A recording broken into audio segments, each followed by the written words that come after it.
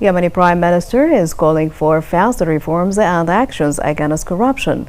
He added that the government must move quickly to restore services and strengthen state institutions. This report has more. In the interim capital, Aden, Prime Minister Salim bin Breg delivered one of his strongest messages to his cabinet, warning that there will be no tolerance for corruption or weak performance.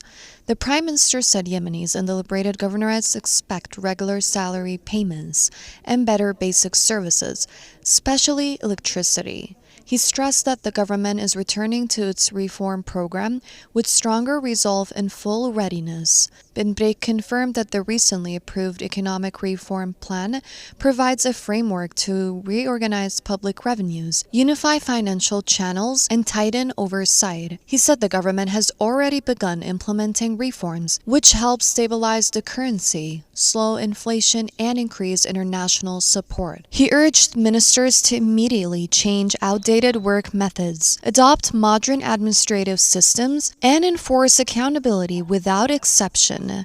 The state will only regain the people's trust, he said, when people feel the impact of reform in their daily lives. The Prime Minister also ordered strict standards for appointing new officials, especially in revenue institutions, and criticized what he described as unjustified foreign travel by some ministers. He said international trips will now be limited to cases of absolute importance.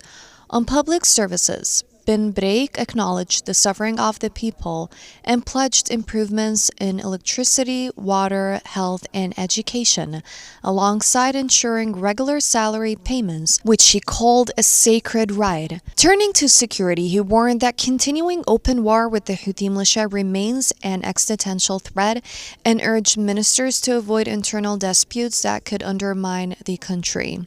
Before concluding, Bin Breg called for discipline and teamwork within the government and expressed appreciation for support from Saudi Arabia, the UAE, and international partners, describing it as a true partnership in Yemen's economic recovery.